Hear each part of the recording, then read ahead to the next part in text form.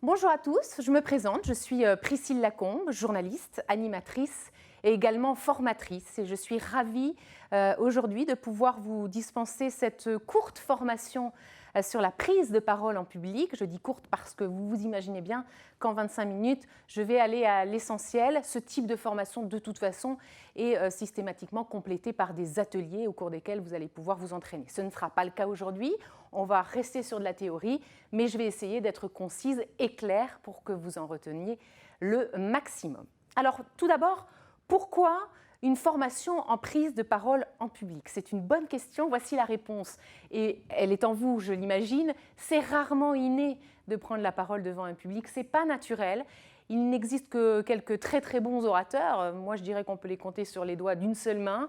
Et ces fameux très bons orateurs sont souvent quand même des gens qui se sont entraînés, qui se sont préparés. C'est encore une fois rarement inné.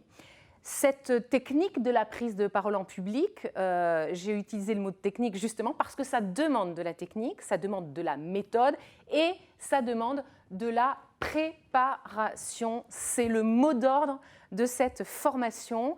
Et c'est une tâche, la prise de parole en public, qu'on demande de plus en plus aux cadres dans les entreprises ou même aux dirigeants d'entreprises qui déjà ont des emplois du temps chargés et qui se disent « j'ai pas le temps de préparer » et qui souvent improvisent cette prise de parole en public. Et alors l'improvisation est le mot, lui, à bannir de cette formation. Donc il est important, pour bien s'en sortir, de connaître les règles du jeu de la prise de parole en public et puis surtout, dans un second temps, donc, de s'entraîner. Alors pourquoi prendre la parole en public ? Prendre la parole en public, c'est avoir la responsabilité de transmettre. De transmettre quoi ? De transmettre une information juste et vérifiée et de transmettre une information claire et concise. Car rien ne sert de prendre la parole pour ne rien dire. Ça vous paraît évident ce que je suis en train de vous dire et pourtant, dites-vous bien que quand vous prenez la parole en public, votre mission est de transmettre quelque chose et pas d'être là pour papoter et pour meubler. On est d'accord ? Alors, transmettre, malgré tout, ça reste quelque chose qui est compliqué. Ça n'est pas si simple de transmettre. Transmettre, c'est quoi ? Transmettre, c'est d'abord s'assurer que l'information de départ, celle qui est émise par l'émetteur, va arriver jusqu'au récepteur. Donc ça, c'est la finalité, et ce, sans perdition. La transmission d'une information, ça engage la responsabilité de celui qui transmet. En effet, c'est à vous, transmetteurs, de vous assurer que celui qui reçoit l'information, 1, la comprend, 2, la retient, et 3, qu'il pourra à son tour la transmettre. Ça, c'est votre responsabilité, et c'est pour ça que vous prenez la parole face à un public, quel que soit le public. Alors, comment on réussit sa prise de parole en public ? C'est là tout l'enjeu de cette formation, évidemment. Eh bien, tout d'abord, et je le disais en préambule, en se préparant. Inutile de venir les mains dans les poches, ce sera une vraie catastrophe. Je vous le disais tout à l'heure, l'improvisation est à bannir. La prise de parole en public, c'est le fruit d'une préparation rigoureuse et ça répond à des règles simples mais qui sont incontournables et qui, vous le verrez, peuvent ces règles s'appliquer dans chaque situation de prise de parole en public. L'exercice ensuite, il nécessite un entraînement, évidemment je l'ai dit également, et un engagement réel de votre part, à vous, l'orateur. C'est-à-dire que si vous y allez en traînant les pieds, ça va être compliqué. Donc engagez-vous dans cette prise de parole, prenez-la à bras-le-corps et vous verrez que déjà ça facilitera les choses. Alors, comment on prépare sa prise de parole en public ? Alors, en amont, on va déjà commencer par se poser 3 questions. D'accord ? La première de ces questions, c'est à qui je m'adresse ? Évidemment que cette question est essentielle puisque c'est en identifiant votre cible que vous connaîtrez les attentes de votre public. Vous connaîtrez également son degré d'information par rapport au sujet que vous allez aborder lors de votre prise de parole en public. Vous allez également, en connaissant la cible que vous voulez atteindre, vous allez connaître son état d'esprit. Vous allez également connaître ses motivations ou ses craintes. Socrate disait, vous voyez que ça remonte à déjà quelques siècles, que quand il parle à des forgerons, il lui raconte des histoires de forgerons. Il est donc extrêmement important de savoir qui est votre public, qui est votre cible, pour pouvoir adapter votre discours à cette cible. Alors ça, c'est la première question, vous l'avez retenue, à qui je m'adresse. Deuxième question, quel est l'objectif de mon intervention? Eh bien oui, pourquoi je prends la parole en public? Quel est l'objectif que je veux atteindre en m'adressant à ces personnes? Je veux exprimer une décision, je veux défendre une position, je veux répondre à des opposants, je veux informer. Pourquoi je prends la parole en public? Cette question, elle est essentielle. Pourquoi? Regardez la question 3. Parce que, en vous posant cette question, vous allez aussi, en fonction des résultats que vous aurez à la question précédente, vous posez une autre question qui en découle directement, c'est quelle est ma stratégie pour atteindre cet objectif? Puisque je sais quel est mon objectif, je vais pouvoir mettre en place une stratégie adéquate. Je m'explique. Il s'agit, grâce à cette troisième question, de s'interroger sur les leviers sur lesquels je vais agir pour atteindre mon objectif. Est-ce que je vais, par exemple, parce que j'ai en face de moi un groupe de personnes dont le niveau d'information est bas, donc est-ce que je vais utiliser la pédagogie? Au contraire, ils ont le même niveau d'information que moi, mais voilà, on est plutôt dans une prise de parole où il faut faire passer des choses. Peut-être que je vais pouvoir utiliser l'humour. Vais-je diffuser des documents ou bien utiliser des vidéos? On sait que les jeunes comme on dit, sont des fans de vidéos très courtes sur les réseaux sociaux. Est-ce que je peux agrémenter ma prise de parole en public par ce type de support? Est-ce que ça a un intérêt pour atteindre mon objectif qui est par exemple de captiver un auditoire de jeunes gens? Voilà pourquoi il vous faut vous poser ces 3 questions essentielles et ça, il faut le faire en amont évidemment. Je passe vite, 25 minutes, ça va vite, donc j'accélère. C'est le message qui est ensuite au cœur de votre prise de parole en public. Je m'explique. Le message, et retenez bien ce mot, le message, c'est ce qui est au cœur de votre prise de parole en public, c'est même, j'irai plus loin, la clé de votre prise de parole en public. En effet, pour toute prise de parole en public, il faut absolument organiser sa pensée autour de messages et non pas de thématiques. Message, pas thématique, je vais y revenir. Alors c'est quoi un message? Eh bien un message, c'est encore une fois une réponse à une question. Cette question qui va former, dont la réponse va former votre message, c'est qu'est-ce que je veux que mon public retienne? Notez-la bien, retenez-la. Qu'est-ce que je veux que mon public retienne? La réponse à cette question, c'est votre message. Et c'est ce message que vous allez porter tout au long de votre prise de parole en public. Je faisais tout à l'heure la différence entre le message et la thématique. La thématique, c'est par exemple, dans ma prise de parole en public, je vais évoquer le temps qu'il fera dans la semaine. Ça, c'est une thématique. Votre message, c'est cette semaine, il fera beau. Pourquoi? Parce que c'est ça que je veux que mon public retienne. Donc attention, il y a une différence à faire entre les thématiques et le message. C'est 2 choses différentes, vous l'avez bien compris, et votre prise de parole en public se construira sur un ou des messages. On y reviendra. Alors, le message, une fois que vous l'avez identifié, il doit être formulé le plus clairement possible. Et vous allez prévoir plusieurs formulations de ce message, puisque une fois que vous aurez identifié ce message, vous allez ensuite devoir le marteler pour qu'il soit assimilé et retenu par le public qui vous écoute. Donc évidemment, si vous devez le marteler et lui répéter à longueur d'exposé ou de prise de parole en public que cette semaine il va le faire beau, vous allez le lasser. Donc vous allez trouver une manière ou des manières différentes d'exprimer le message que vous voulez faire passer.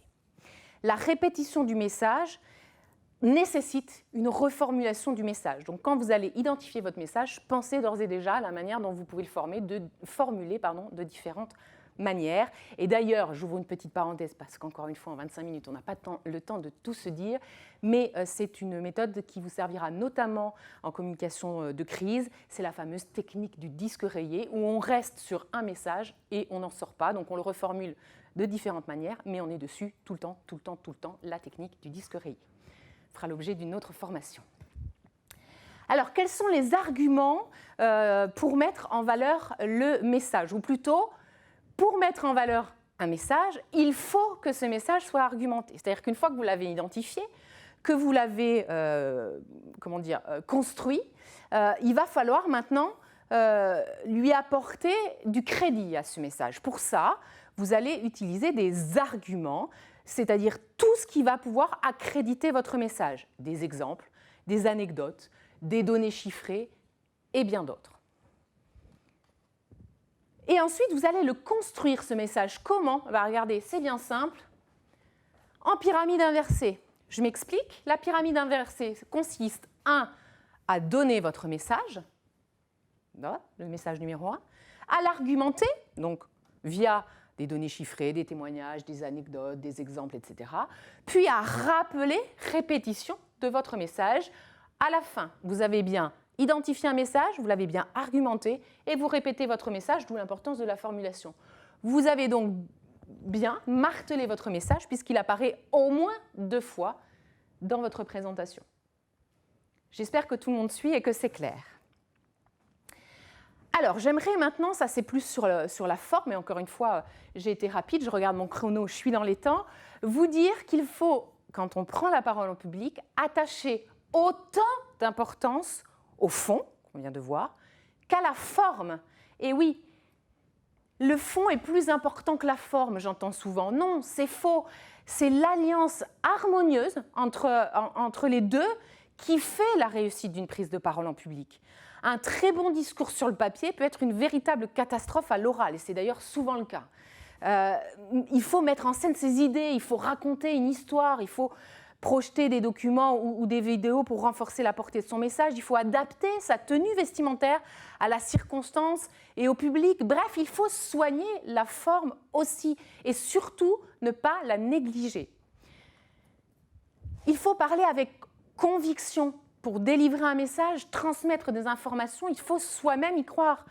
Éric Dupond-Moretti, célèbre avocat qui est aujourd'hui notre ministre de la Justice, disait à la sortie d'un prétoire, on ne prend pas la parole pour parler, mais toujours pour convaincre. La conviction, elle se voit. Votre conviction, elle se voit. Vous la transmettez par tout votre corps. Elle est l'engagement personnel que vous portez à vos propos et elle transmet surtout votre confiance en vous à votre public. Et évidemment, pour convaincre quelqu'un et lui transmettre un message, il faut que ça se sente que vous y croyez à ce que vous êtes en train de dire. D'ailleurs, je vous déconseille de prendre la parole sur un sujet auquel vous ne croyez pas du tout. Parce que, pour le coup, je pense qu'aucun message n'arrivera à passer. La conviction, c'est vraiment la clé qui permet de transmettre à vos interlocuteurs. D'ailleurs, n'ayez pas peur des autres qui ne vous ont pas attendu pour se forger leur propre opinion sur telle ou telle thématique ou sur tel ou tel sujet. Mais ce n'est pas parce qu'on a des convictions qu'on a fermé totalement la porte. Vous pouvez leur prouver ce que vous êtes en train d'énoncer et les convaincre. Ça peut être d'ailleurs un petit challenge de se dire il faut absolument que je les fasse changer d'avis. Ça peut être pas mal et ça peut être super motivant lors d'une prise de parole en public. Donc la conviction, on n'oublie pas, c'est essentiel.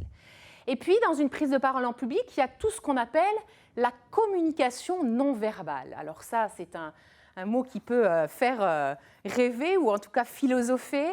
La communication non verbale, c'est la voix, c'est le sourire, c'est la respiration, c'est les silences, c'est les mouvements du corps, le mouvement des bras. Tout ça compte dans une prise de parole en public. Je n'ai pas assez de temps pour détailler chacun de ces critères et pourtant j'aurais beaucoup de choses à vous dire sur tous ces critères. La voix, en tout cas, est le vecteur de votre message, donc assurez-vous toujours, tout le temps, que l'on vous entende bien, soyez audible et articulé. Voilà ce que je peux vous dire en si peu de temps, mais encore une fois, c'est un gros dossier. L'utilisation d'outils aussi. Est-ce que je vais me servir d'outils quand je vais prendre la parole en public ? Alors déjà, moi je dis oui, oui, oui pour les fiches mémo. Pas de discours longuement écrits que je vais lire, mais des fiches sur lesquelles je vais retrouver mon message, mon argumentation, la reformulation de mon message. Et ensuite, il faut se faire un peu confiance sur la prise de parole en public. On n'est pas des machines, on n'attend pas de vous que les choses soient extrêmement carrées, on peut un peu bafouiller. Ça humanise d'ailleurs beaucoup les prises de parole en public et ça passera de toute façon toujours mieux qu'un discours qui sera lu. Donc faites-vous des fiches mémo. Là encore, il y a une manière de construire les fiches mémo et je vous le raconterai si on est amené à s'en parler plus amplement. Il y a les slides aussi. Alors les slides, mon Dieu, les slides. Les slides, c'est votre carte météo. C'est-à-dire que si vous ne me mettez que des soleils, que des nuages, que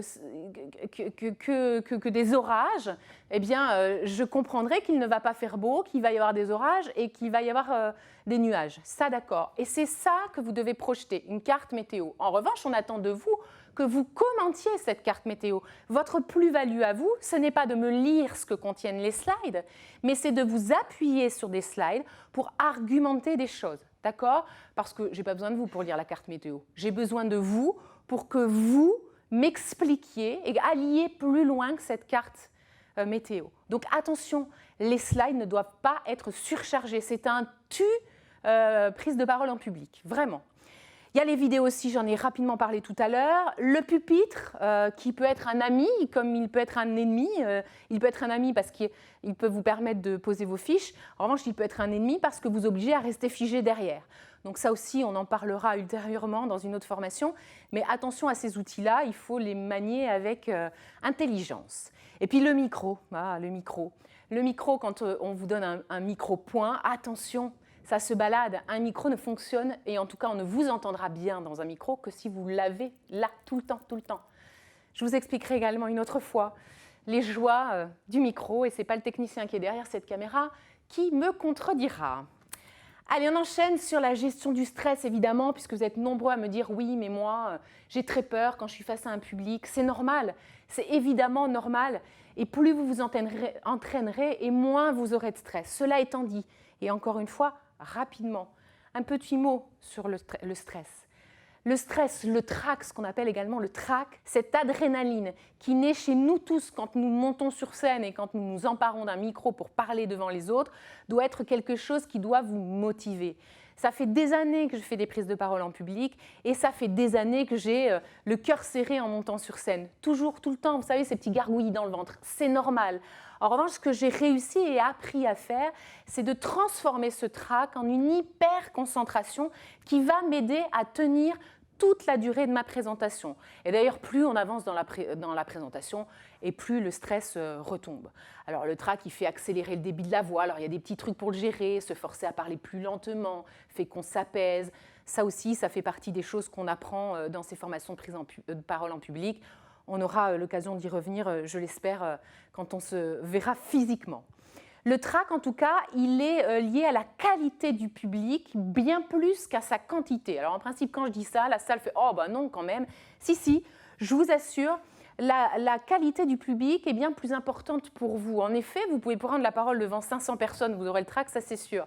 Mais si c'est des gens que vous ne connaissez pas, après tout, la peur d'être jugé par des gens qu'on ne connaît pas, ça a très peu d'importance. En revanche, si au premier rang, je vous mets votre patron, vos pairs, ceux que vous admirez, votre famille, pourquoi pas, vous allez voir que tout d'un coup, ce trac va être encore plus conséquent. Parce que les gens dont le jugement, le regard compte pour nous, sont souvent très déstabilisants. Voilà. Donc, encore une fois, vous pouvez avoir 500 personnes que vous ne connaissez pas et 10 que vous connaissez. C'est souvent plus compliqué devant les 10 que vous connaissez. Le trac, pour finir sur cette partie-là, c'est votre envie de bien faire. C'est un challenge que l'on se fixe. Et ça, ce n'est pas moi qui le dis, ce sont tous les spécialistes du trac. Et je suis assez d'accord pour ma part avec cette analyse. Le trac, c'est mon envie de bien faire, c'est mon envie d'être jugé positivement, c'est mon envie de réussir le challenge que je me suis fixé. Et c'est pour ça que je vous dis que le trac est un véritable moteur dans votre présentation et dans votre prise de parole en public.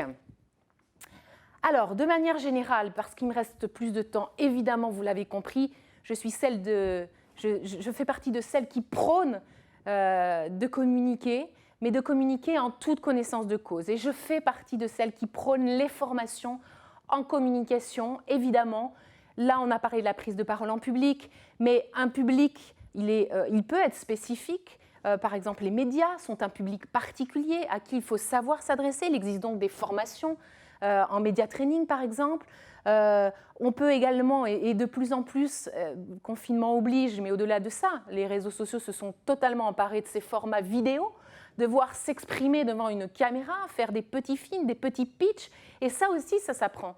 Réussir son pitch vidéo, voilà une autre formation qui peut être dispensée. On peut également dispenser en communication un tas de formations sur mesure. Vous avez un événement au cours duquel vous devez prendre la parole, ça vous stresse beaucoup, on peut faire des coachings personnalisés. Moi, je vous conseille tout ça, évidemment. Je vous encourage à suivre ce type de formation. J'ai fait très vite, je crois que j'ai tenu mon timing, donc je n'ai pas grand-chose de plus à vous dire, si ce n'est donc que je m'appelle Priscille Lacombe, que je peux vous aider dans vos formations et que, écoutez, je vous donne rendez-vous très bientôt. N'hésitez pas à revenir vers moi si besoin, par le biais de Sophie Ibora notamment.